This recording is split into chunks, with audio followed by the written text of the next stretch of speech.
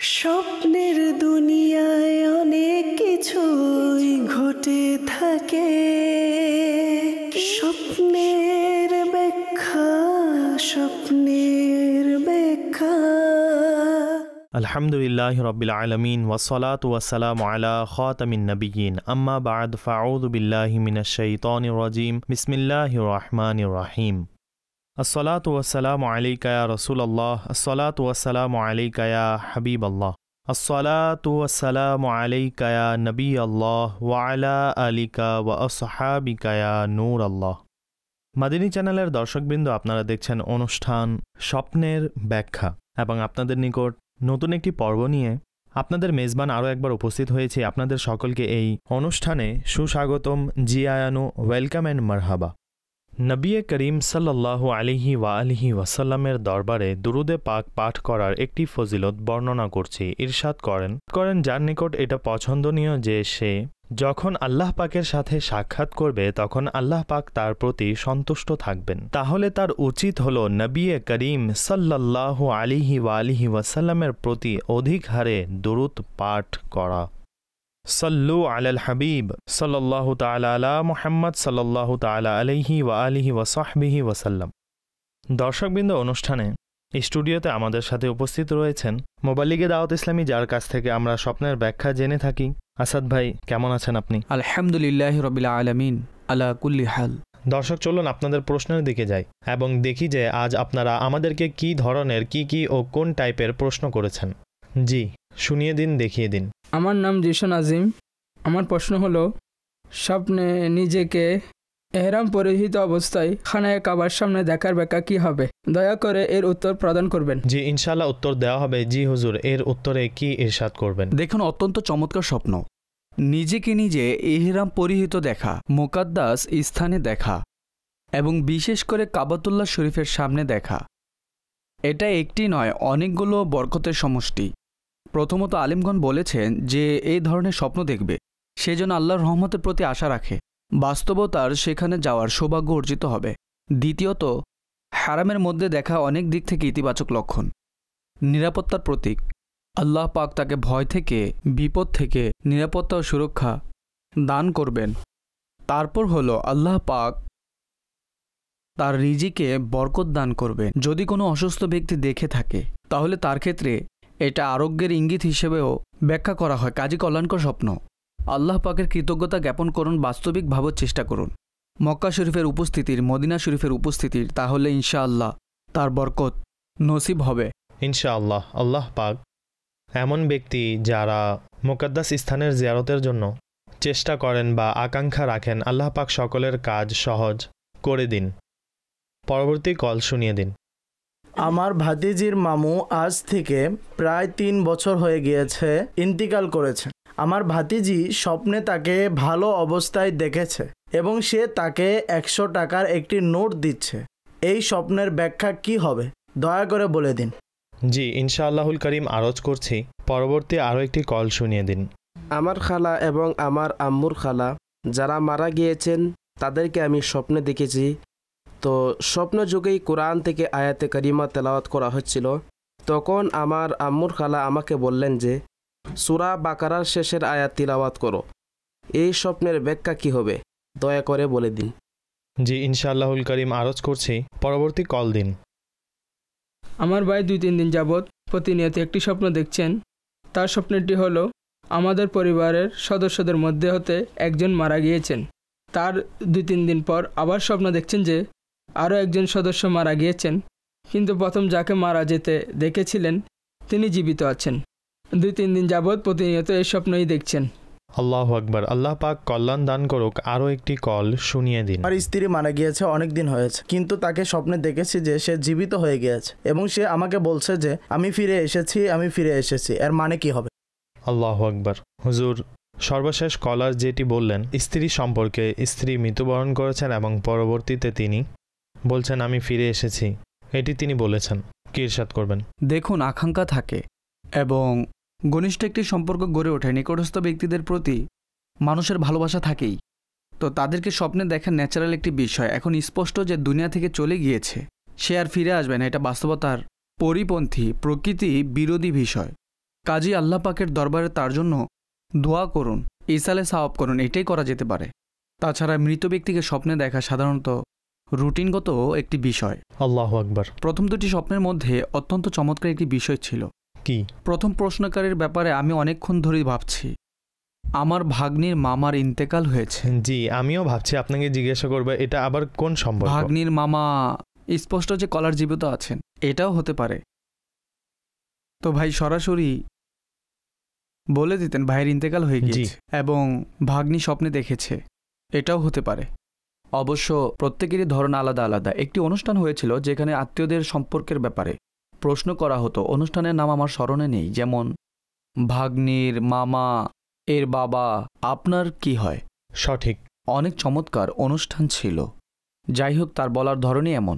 দ্বিতীয় কলার বলেছিলেন যে সদস্যরা মৃত্যুবরণ করেছেন। জি।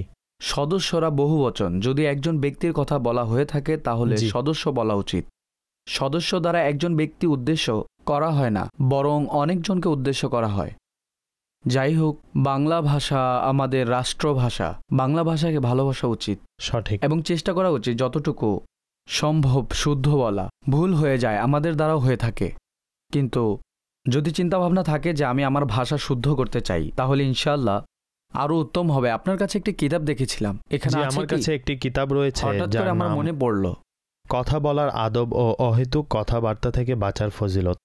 এটা কিবলা শেখে তারিকাত আমির আহলে সুন্নাতের অত্যন্ত চমৎকার একটি কিতাব এবং ফাইজানে সুন্নাতের ৩য় খণ্ডের ২টি অংশ এই কিতাবের মধ্যে বিদ্যমান এবং বিস্তারিত আসাদ ভাই আপনি ইরশাদ করে দিন। জি মাশাআল্লাহ। দেখুন, কথা বলা মানুষের জন্মগত একটি বৈশিষ্ট্য। জি। আর কথা বলা আমাদের জীবনের অনেক বড় একটি অংশ। একজন মুসলমানের কথা বলা ও একজন অমুসলিমের কথা বলার মধ্যে পার্থক্য থাকা উচিত।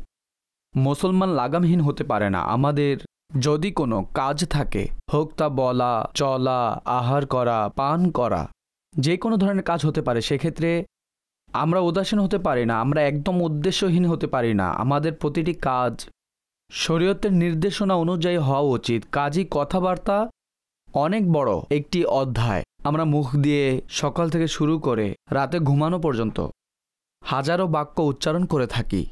কাজী শরীয়তের দৃষ্টিতে কোন ধরনের কথাবার্তা উত্তম, কোথায় আমরা নাজায়েজের শিকার হতে পারি।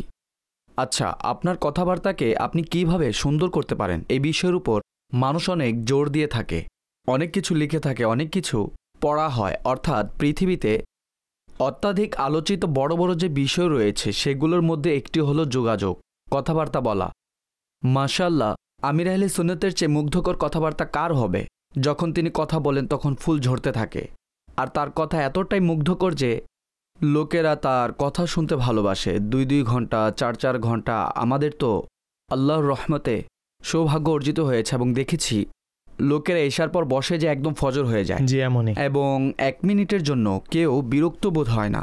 এত মুগ্ধকর আলোচনা করেন, এত হিকমতপূর্ণ আলোচনা করেন, এত সাবলীল আলোচনা করেন, গুনাহ থেকে পবিত্র, নেকিতে পরিপূর্ণ।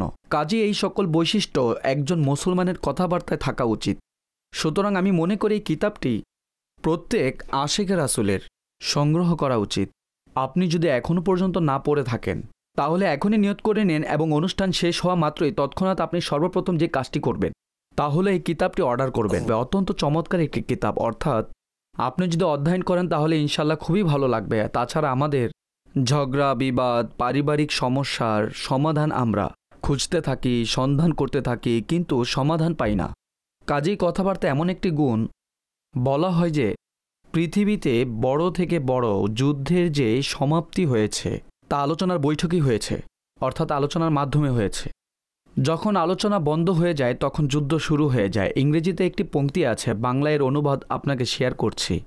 যতক্ষণ যোগাযোগ অব্যাহত থাকে ততক্ষণ ঝগড়া সংগঠিত হয় না, যখন যোগাযোগ বিচ্ছিন্ন হয়ে যায় তখন ঝগড়া লাগা শুরু হয়ে যায়। কাজে এটা অনেক গুরুত্বপূর্ণ একটি বিষয়। আপনাদের সকলকে অনুরোধ করব, আমির আহলে সুন্নাতের মাকতাবাতুল মদিনা থেকে প্রকাশিত এই কিতাব কথাবার্তার আদব অবশ্যই সংগ্রহ করুন। ইনশাআল্লাহ অনেক কিছু শেখার সৌভাগ্য হবে। হুজুর, এখান থেকে একটি মাদিনী ফুল আমি উপস্থাপন করতে চাইব। সেটি লেখা রয়েছে যে খারাপ সংস্পর্শ ধ্বংস করে। জি, খারাপ স্থানে গমনকারী ব্যক্তি বদনাম হয় এবং বাচাল ব্যক্তি পরিশেষে সমাজে লজ্জিত হয়। অতঃপর হযরত সৈয়দুনা লুকমান হাকিম রহমতুল্লাহি তাআলা আলাইহির ব্যাপারে বলা হয়েছে, তিনি তার পুত্রকে বললেন, হে বৎস, যে ব্যক্তি খারাপ ব্যক্তির বন্ধু ও সাথী হয় তার উপর শান্তি বর্ষণ হয় না, আর যে মন্দ স্থানে যায় তার বদনাম হয়, আর যে নিজের জিহ্বাকে হেফাজত করে না সে কুণ্ঠিত অর্থাৎ লজ্জিত হয়ে থাকে। তো অনুরূপ আরও অনেক মাদানী ফুল এর মধ্যে উল্লেখ রয়েছে। আর হুজুর এই কিতাবটি 242 পৃষ্ঠা সম্বলিত একটি কিতাব।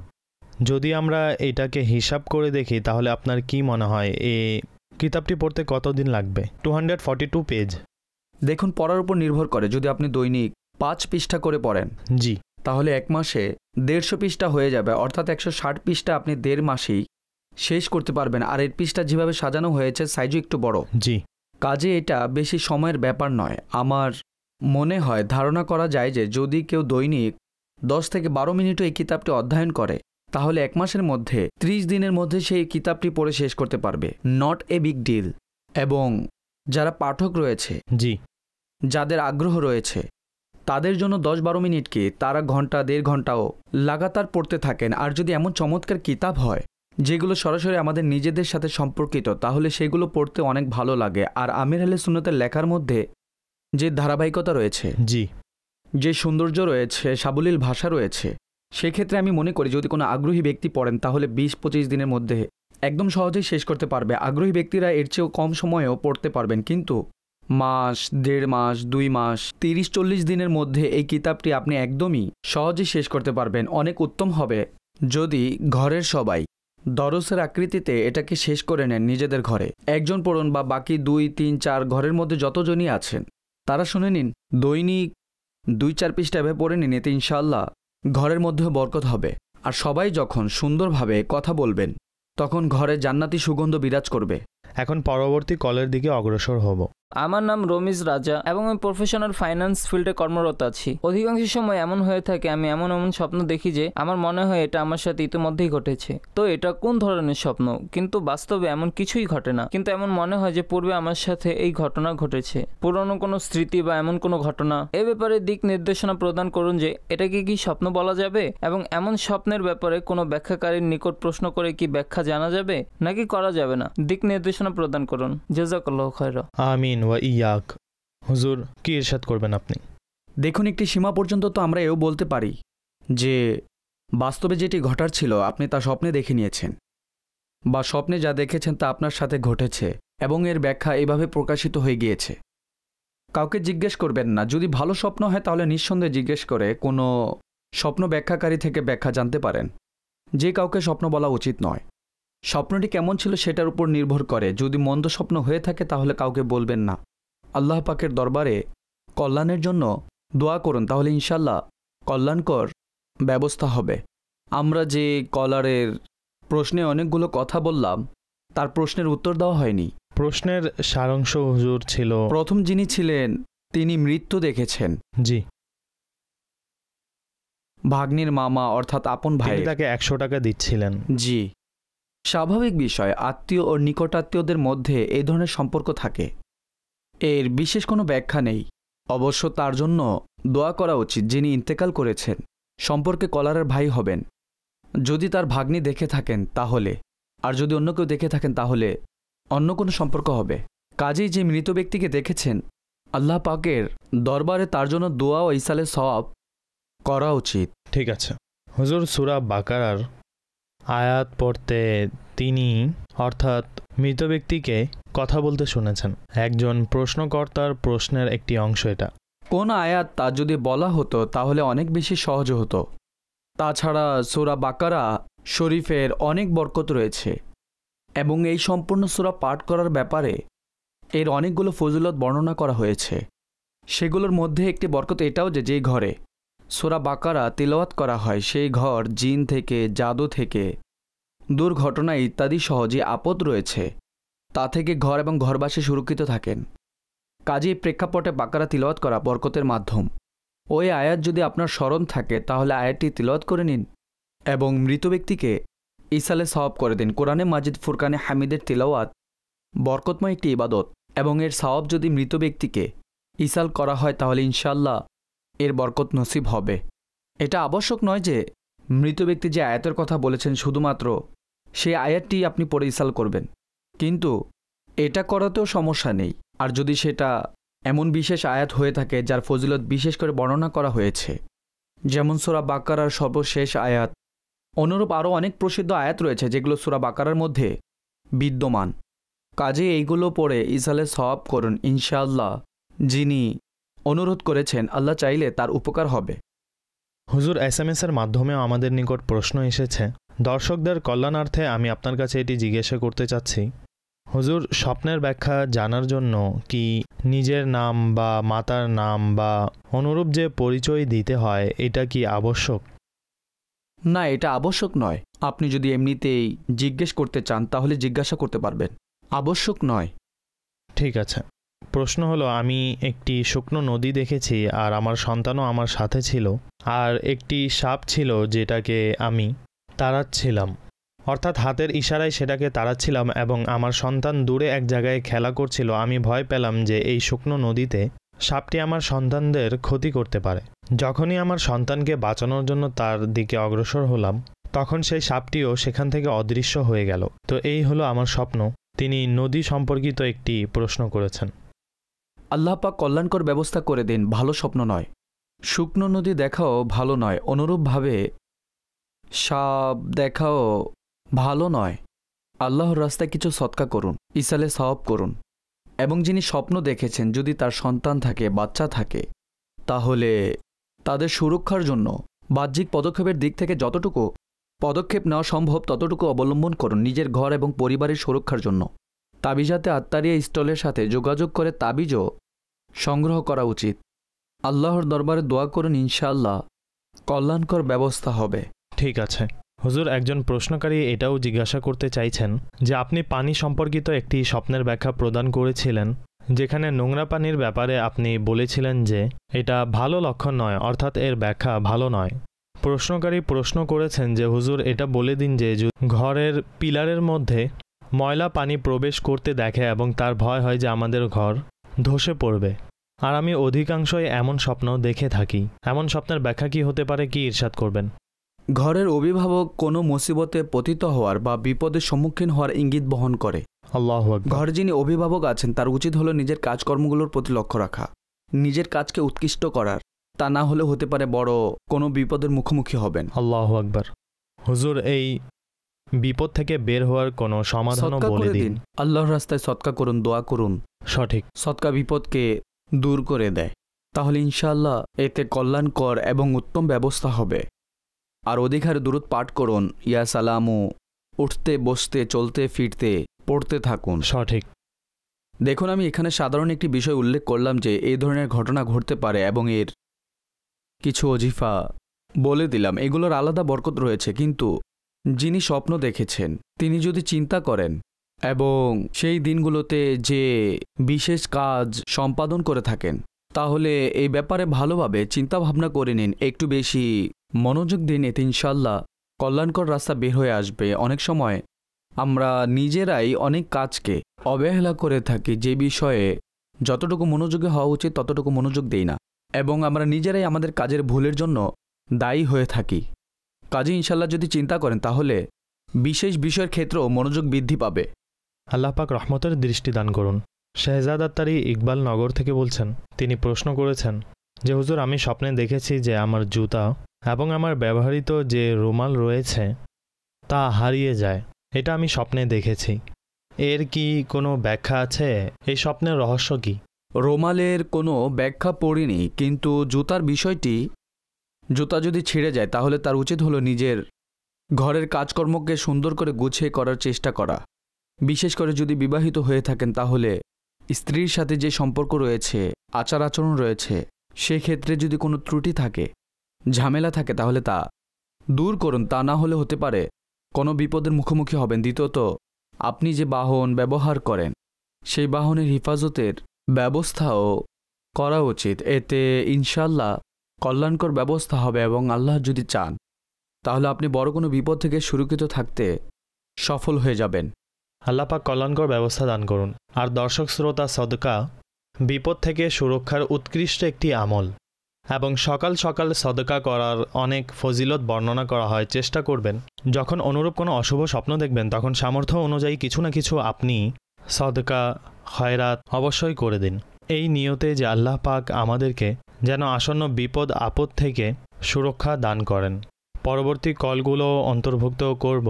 জি শুনান। আমি স্বপ্নে দেখেছি যে আমি কুরআন মাজিদ তেলাওয়াত করছি, তখন কারি সাহেব এসে বললেন যে চলুন আমরা বাহির থেকে ঘুরে আসি। আমি যখন বসা থেকে উঠে দাঁড়ালাম তখন হঠাৎ করে ভূমিকম্প আসে এবং আমাদের উপর দেয়াল ধসে পড়ে। তখন আমি কারি সাহেবকে বাঁচানোর জন্য দৌড়ে অগ্রসর হলাম। একবার নয় বরং বারবার দেয়াল ধসে পড়ে। আমি আরও একটি স্বপ্ন দেখেছি, তা হলো একজন ফেরেশতা আমার নিকট এসে আমাকে বললেন যে তোমার যাওয়ার সময় হয়ে গিয়েছে। আমি বললাম কখন? উত্তরে তিনি 8 দিনের কথা উল্লেখ করে 8 দিন পর নিয়ে যাওয়ার কথা বলেছেন আর বলেছেন আমাকে দুনিয়া থেকে বিদায় নিতে হবে। এই স্বপ্নের ব্যাখ্যা বলে দিন। আল্লাহু আকবার। ইনশাআল্লাহুল করিম আরজ করছি, পরবর্তী কল দিন। আমি স্বপ্নে একটি সাপকে মেরে ফেলতে দেখেছি। অনেক লম্বা একটি সাপ, সেটাকে আমি প্রাণ সংহার করে ফেলেছি, অর্থাৎ মেরে ফেলেছি। ইনশাআল্লাহ আরজ করছি, পরবর্তী কল দিন। মোহাম্মদ ইমরান আত্তারি, আমি স্বপ্নে দেখেছি যে আমি দুধ দিয়ে অজু করছি, আর যখন পা ধুত করার সময় আসলো তখন পা পানি দিয়ে ধুত করছি, অর্থাৎ দুধ দিয়ে অজু করছি কিন্তু পা ব্যতীত। এর ব্যাখ্যা কি হবে? ইনশাআল্লাহ আরজ করছি, পরবর্তী কল দিন। আমার প্রথম প্রশ্নটি হলো, কোরআনের পাকে তেলাওয়াত করেছি এবং কোরআনের পাকে শহীদ হয়ে যাওয়া কিছু পৃষ্ঠার মেরামত করেছি। দ্বিতীয়টি হলো, তাসবিহ ছিঁড়ে সেটার দানা এদিকে সেদিকে ছড়িয়ে পড়ে গিয়েছে এবং আমি তা তুলে জোড়া লাগাচ্ছি। ইনশাআল্লাহুল করিম আরজ করছি, আরও একটি কল শুনিয়ে দিন। ঢাকা সায়দাবাদ থেকে বলছি। আমি রাতে স্বপ্নে দেখেছি যে আমি আমার ছেলের সাথে মদিনা শরীফে আছি। সেখানে রওজার সামনে আমরা উভয় ঘোরাফেরা করছি, অর্থাৎ আশেপাশে ঘোরাফেরা করছি। তারপর আমার চোখ খুলে যায়। মাশাআল্লাহ। হুজুর, প্রশ্নকারীদের প্রশ্ন আপনি শ্রবণ করেছেন। এখান থেকেই শুরু করি, শেষের কলার থেকে। তিনি মদিনা শরীফে নিজেকে দেখেছেন। মাশাআল্লাহ, অত্যন্ত চমৎকার। বাহ্যিকভাবেও চেষ্টা করুন এবং অধিক হারে দুরূদ শরীফও পাঠ করুন। আল্লাহ পাক কল্যাণকর ব্যবস্থা করবেন এবং বাস্তব হাজিরি নসিব হবে। আর এটা ভালোবাসারও বহিঃপ্রকাশ। যার মদিনা শরীফের প্রতি ভালোবাসা রয়েছে, দুরূদে পাকের প্রতি ভালোবাসা রয়েছে, সে এই ধরনের স্বপ্ন দেখে থাকে। হুজুর, একজন প্রশ্ন করেছেন যে কোরআনুল কারীমের যে পৃষ্ঠা রয়েছে সেগুলোকে শহীদ অবস্থায় দেখেছেন এবং তসবির যে দানা রয়েছে সেগুলোকে তিনি একত্রিত করছেন। এই ব্যাপারে কি ইরশাদ করবেন? এখানে দুটি অবস্থা উল্লেখ করেছেন। প্রথম প্রশ্নের উত্তরে আমি এটাই বলবো যে আল্লাহ পাকের দরবারে দোয়া করুন যেন আল্লাহ পাক সুরক্ষা দান করেন সকল প্রকার বিপদ থেকে, সকল প্রকার খারাপ পরিস্থিতি থেকে। কোরআনে মাজিদ শহীদ অবস্থায় থেকে সেটার ধরন তিনি উল্লেখ করেননি। অনেক সময় এটাও হয়ে থাকে যে যেহেতু দীর্ঘ সময় ধরে কোরআন মাজিদকে ব্যবহার করা হয়, জি, এর পৃষ্ঠা পুরনো হয়ে যায়, তখনও অনুরূপ ব্যবস্থা পরিলক্ষিত হয়। যথাযথ ব্যবস্থা তিনি উল্লেখ করেননি। সুতরাং আল্লাহ পাকের দরবারে সুস্থতার জন্য দোয়া করুন। তাসবিহ একত্রিত করা পজিটিভ দিক, এটাকে একটি ইঙ্গিত হিসেবেও ধরে নিতে পারেন। কোনো কিছু পাওয়ার, মতানৈক্য দূর করার হতে পারে। যিনি স্বপ্ন দেখেছেন তিনি মুসলমানদের মধ্যে সমঝোতা করবেন, বা ঘরে কোনো ঝগড়া লেগেছে, বা বংশে এমন কোনো বিষয় দেখা যাচ্ছে, বা সহপাঠী ও কলিগের মধ্যে আছে, তো এই ক্ষেত্রে ইতিবাচক ইঙ্গিত আছে যে আল্লাহ পাকের রহমতে যে সমস্যা চলছিল তা দূর হবে, পরস্পরের মধ্যে সমাধান হয়ে যাবে। এই প্রেক্ষাপটে ভালো স্বপ্ন, আল্লাহ পাকের কৃতজ্ঞতা জ্ঞাপন করা উচিত। আর তিনি যদি অনুরূপ কোনো খারাপ পরিস্থিতির শিকার হয়ে থাকেন তাহলে সুধারণা রাখা উচিত যে আল্লাহ পাকের রহমতে খারাপ অবস্থার অবসান ঘটবে। হুজুর, পরস্পরের সমঝোতা হয়ে যাবে, এর মানে কি? মোহাব্বত, ভালোবাসা বৃদ্ধি পাওয়া, পরস্পর মিলেমিশে থাকা, নিজ স্থান থেকে সম্পর্কে আপন মনে করা। জি, সহজ ভাষায় যদি বলেন সুখ শান্তিতে বসবাস করা। ঠিক আছে। অনেকে এটাকে মিলেমিশে জি হ্যাঁ থাকার কথাও বলে। মিলেমিশে এবং সুখ স্বাচ্ছন্দ্য প্রায় একই জিনিস, তাই মিলেমিশেও বলা যেতে পারে। মিলেমিশের আলোচনা চলাকালীন আমাদের নিকট একটি মেসেজ এসেছে। সরদার আব্দুল বাসিত বেগ তিনি লিখেছেন, স্বপ্নে সিংহ দেখেছি যেটি আমার ঘরের সামনে এসে বসে পড়ে। এখন এর ব্যাখ্যা কি হবে বলে দিন। আল্লাহ পাক কল্যাণকর ব্যবস্থা দান করুন। সিংহ দেখা প্রভাবশালী ক্ষমতা সম্পন্ন ব্যক্তিত্বের লক্ষণ বহন করে। সঠিক। হতে পারে তিনি কোনো ক্ষমতা সম্পন্ন সামর্থ্যবান ব্যক্তির মুখোমুখি হবেন, সম্মুখীন হবেন। সুতরাং দোয়া করুন তা যেন কল্যাণময় হয়। আবশ্যক নয় যে নেতিবাচকই হবে। প্রভাবশালী কোনো ব্যক্তির সাথে ইতিবাচক কাজ সম্পন্ন হতে পারে, নেতিবাচকও হতে পারে। কখনো এমন হয়ে থাকে যে সে ব্যক্তির কারোর সাথে সাক্ষাৎ করার নিয়ত রয়েছে প্রভাবশালী কোনো ব্যক্তির সাথে, জি, তখন এই ধরনের স্বপ্ন দেখলে এই বিষয়টি বুঝে নিন যে সাক্ষাতের সেই মুহূর্ত নিকটবর্তী।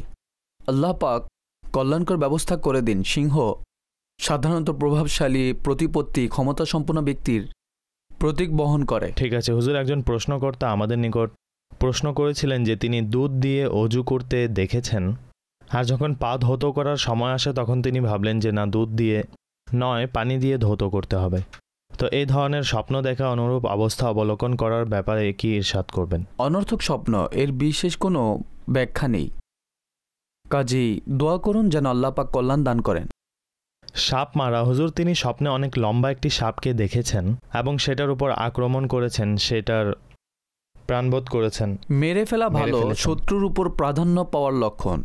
সাপ দেখা ভালো লক্ষণ নয়, কিন্তু সাপকে মেরে ফেলার অর্থ হল শত্রুর উপর প্রাধান্য পাওয়া এবং শত্রু থেকে নিরাপদ থাকতে স্বপ্নদ্রষ্টা সক্ষম হবে। হুজুর ভূমিকম্প দেখার ব্যাপারে একজন প্রশ্নকারী প্রশ্ন করেছিলেন। আচ্ছা, সেটার মধ্যে দুটি বিষয় ছিল। প্রথমত ভূমিকম্প তিনি দেখেছেন, দ্বিতীয়ত তিনি বললেন যে আমি স্বপ্নে দেখেছি যে একজন ফেরেশতা এসে বললেন মৃত্যুর সময় হয়ে গিয়েছে এবং 8 দিনের ব্যাপারেও তার সাথে কথা হয়েছে। স্বপ্নে এই সকল দৃশ্যাবলী তিনি দেখেছেন, এর ব্যাখ্যা কি? এখন হতে পারে তিনি যখন কল করেছেন 8 দিন অতিবাহিত হয়ে গিয়েছে। আচ্ছা, সঠিক। সুতরাং আল্লাহ পাক কল্যাণকর ব্যবস্থা দান করুন। স্পষ্ট যে মৃত্যু চিরন্তন সত্য, একদিন একদিন যেতেই হবে। কিন্তু স্বপ্নের উপর ভিত্তি করে আমরা নিশ্চিত কোনো হুকুম লাগাতে পারবো না যে বাস্তবে 8 দিন পর মৃত্যু হয়ে যাবে। এটাকে নিজের জন্য একটি সতর্কবার্তা মনে করা উচিত। 8 দিন বা 80 দিন বা 800 দিন বা 8 ঘন্টা, মানুষের জীবনের তো কোনো গ্যারান্টি, কোনো নিশ্চয়তা নেই। কাজে অনেক সময় এই ধরনের স্বপ্ন মানুষকে সতর্ক করার জন্য এবং আখিরাতের কথা স্মরণ করানোর জন্য দেখানো হয়। কাজে এটাকে ইতিবাচক মনে করে আখিরাতের প্রস্তুতি নেওয়া উচিত। এভাবে বুঝুন যে বাস্তবে যদি আমার 8 দিন সময় থাকতো তাহলে আমার কি করা উচিত হতো, আমার জীবনযাত্রা কেমন হওয়া উচিত হতো। কাজে এটা মানুষের জন্য নিজ জবাবদিহিতার উত্তম একটি মাধ্যমও হতে পারে। ভূমিকম্প পরীক্ষার বিপদের ইঙ্গিত বহন করে।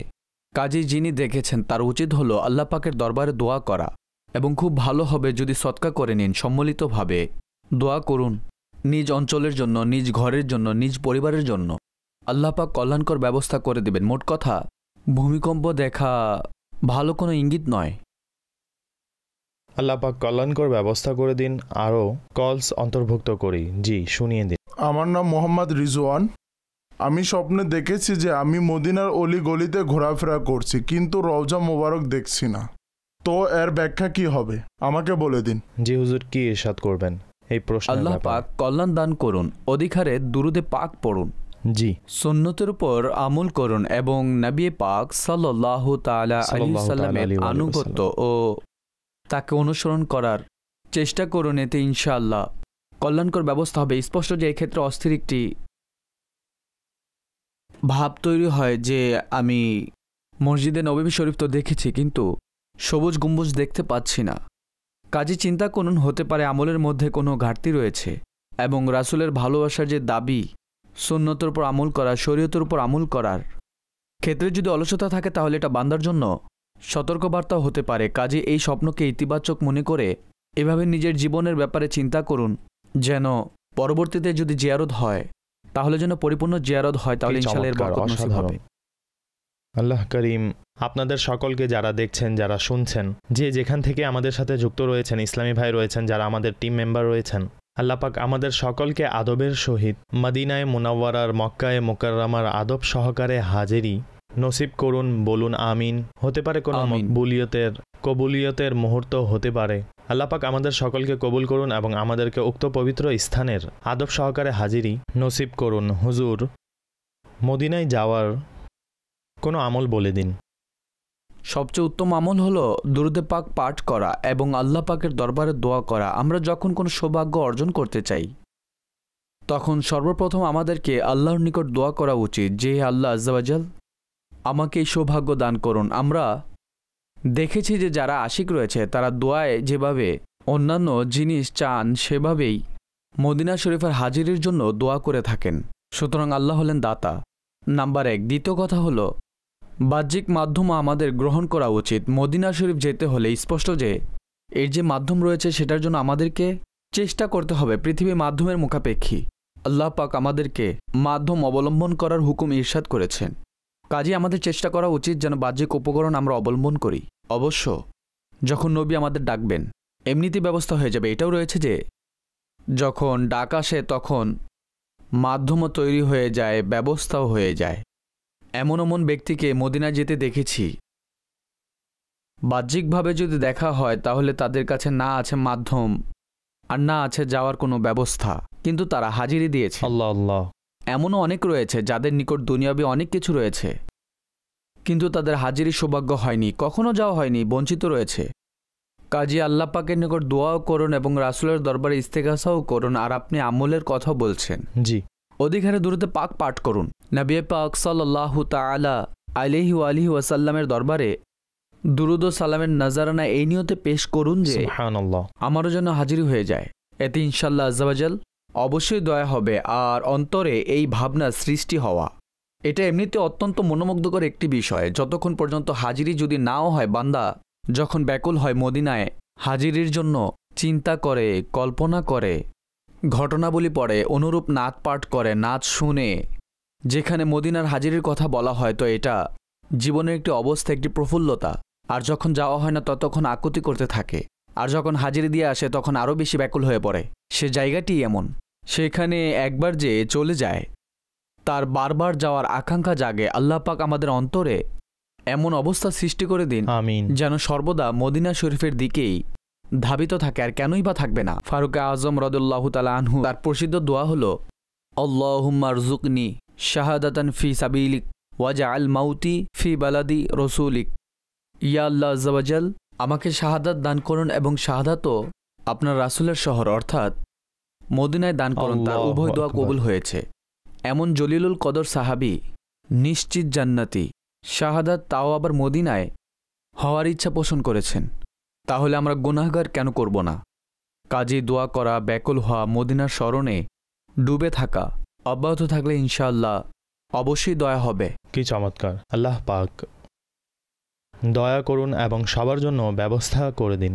অনুষ্ঠান শেষ পর্যায়ে চলে এসেছে আর আমি চাইব যে আসাদ ভাই, আমাদের নিকট অনেকগুলো প্রশ্ন জমা হয়ে গিয়েছে, তাই আমরা কিছু কলসকে অন্তর্ভুক্ত করি যেন আমরা অধিকের চেয়ে অধিক ইসলামী ভাইদের কলস অন্তর্ভুক্ত করতে পারি। জি, শুনান। আমার মায়ের ইন্তেকাল হয়েছে ৬-৭ মাস হয়ে গিয়েছে, কিন্তু আমি আমার মাকে স্বপ্নে একটি সাপ মারতে দেখেছি। তিনি আঘাত করছেন কিন্তু সাপটি মরছে না। এমন তো অবস্থায় আমার চোখ খুলে যায়। ঠিক আছে, আরজ করা হবে, পরবর্তী কল দিন। আমার পিতার ইন্তেকাল হয়েছে প্রায় 2 সপ্তাহ হয়ে গিয়েছে। আমি স্বপ্নে তাকে আমার মায়ের সাথে বসে থাকতে দেখেছি। আম্মু এখনো জীবিত আছেন, দস্তরখানায় আম্মুর সাথে বসে আছেন, পাশে আমিও বসে আছি। সবাই একসাথে খাবার খাচ্ছি। দস্তরখানার মধ্যে ভালো ভালো খাবার সাজানো রয়েছে। দস্তরখানায় তারা কথাবার্তা বলছিলেন, কিন্তু কি বলেছিলেন তা আমার স্মরণে নেই। অর্থাৎ আমরা 3 জন, আব্বু, আম্মু এবং আমি। আর এর পূর্বেও একবার স্বপ্নে দেখেছি যে আমার আব্বু আমার কাছে চা চেয়েছেন এবং আমি তাকে চা বানিয়ে দিচ্ছি। ঠিক আছে, আরজ করা হবে। Next call please. আমি রাত্রের স্বপ্নে দেখেছি যে আমি দূরে কোথাও গিয়েছি এবং সেখানে গিয়ে আমি রাস্তা ভুলে গিয়েছি। আমি অনেক মানুষকে জিজ্ঞাসা করেছি কিন্তু কেউ আমাকে রাস্তা বলেনি। আল্লাহু আকবার। ইনশাআল্লাহ আরজ করব, পরবর্তী কল দিন। আমার প্রশ্ন হলো, আমি স্বপ্নে আমার দিকে অন্ধকার এবং তুফান এগিয়ে আসতে দেখেছি। এর ব্যাখ্যা কি হবে? দয়া করে বলে দিন। ঠিক আছে, অন্ধকার এবং তুফানকে নিজের দিকে আসতে দেখেছেন, এই ব্যাপারে কি ইরশাদ করবেন?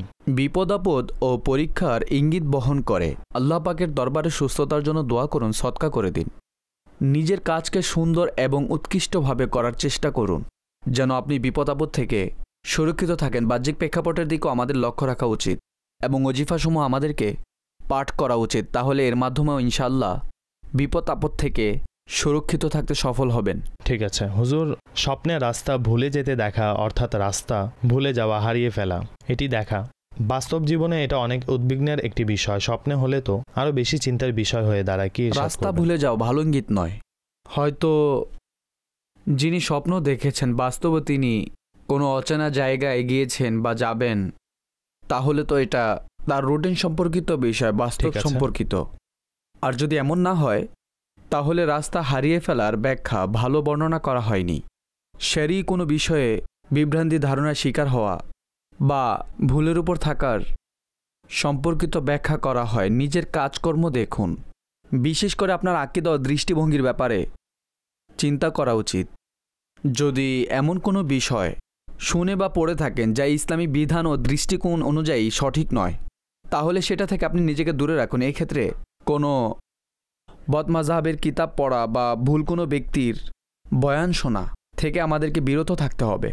অনেক সময় আমরা বাহ্যিকভাবে কারো আলোচনা সুন্দর হওয়ার ফলে শ্রবণ করা শুরু করে দেই, অথচ তার দৃষ্টিভঙ্গি সঠিক নয়। তাহলে সতর্কবার্তা হতে পারে স্বপ্নের মাধ্যমে। কাজে নিজের কাজের প্রতি লক্ষ্য রাখুন।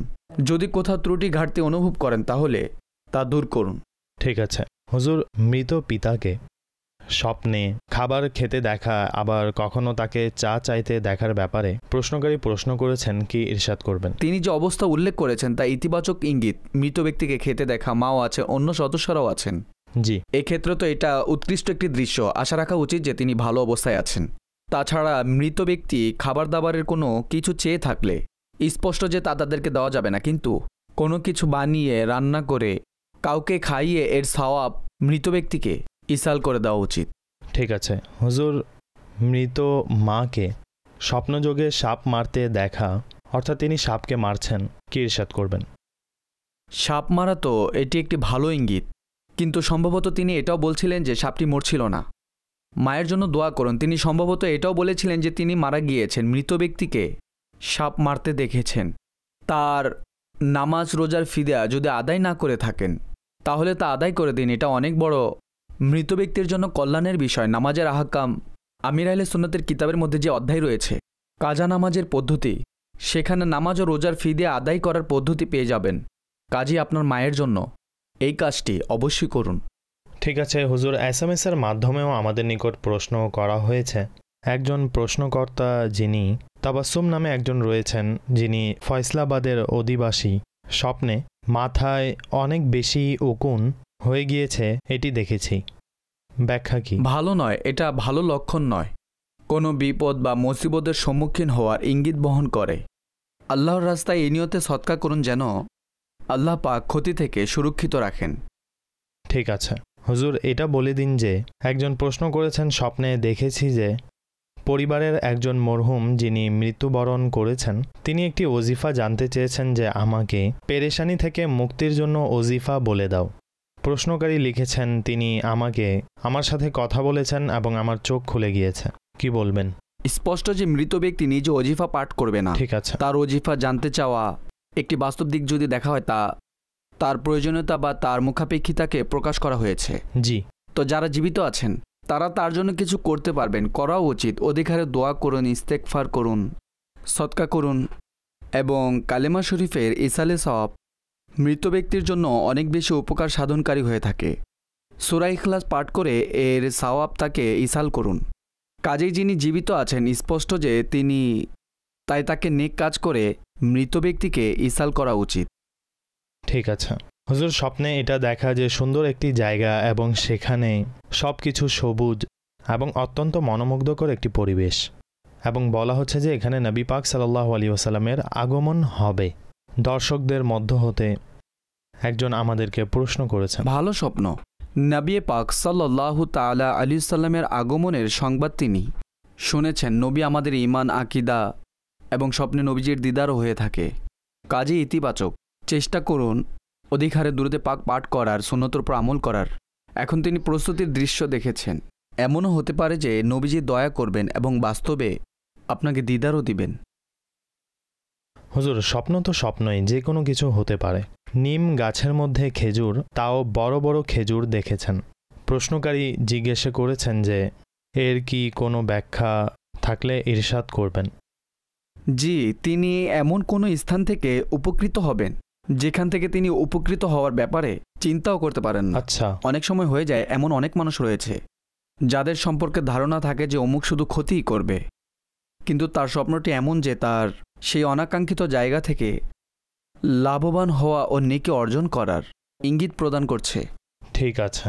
হায়দ্রাবাদ থেকে একজন প্রশ্ন করেছেন, তিনি লিখেছেন যে আমি স্বপ্নে অনেকগুলো শিশু দেখেছি, সেখানে অনেকগুলো বাচ্চা ছিল।